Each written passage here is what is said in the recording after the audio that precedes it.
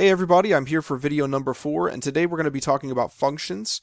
Functions are actually when we are looking at subsets within a data set to answer usually a statistical analysis question, but looking at relationships of numbers within the data set that we have.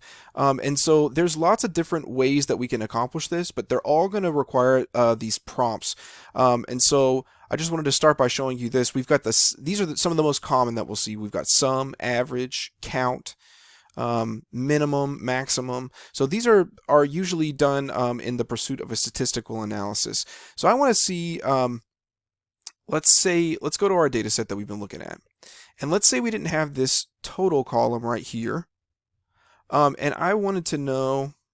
Let's just delete one, for example, and I wanted to know what the sum total of all the calories that the total population are getting away from home on average on a given day.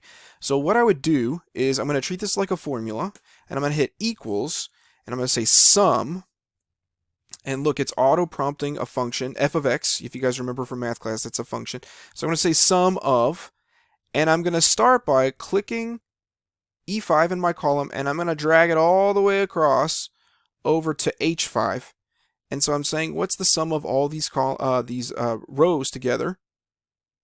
And then I'm going to close my parentheses, and I hit enter. And look, we're back to our original number, 604.99. And if you see, all these other, they just have the original entry into the data set. Here we have 604.99. I could actually use the fill function, pull this down, and look, my numbers won't change at all. Look, there's some minor changes right there. So, okay. Well, I hope that you all enjoyed that. I'm learning a whole lot. I hope that you all are too. And I'll see you at video number 5.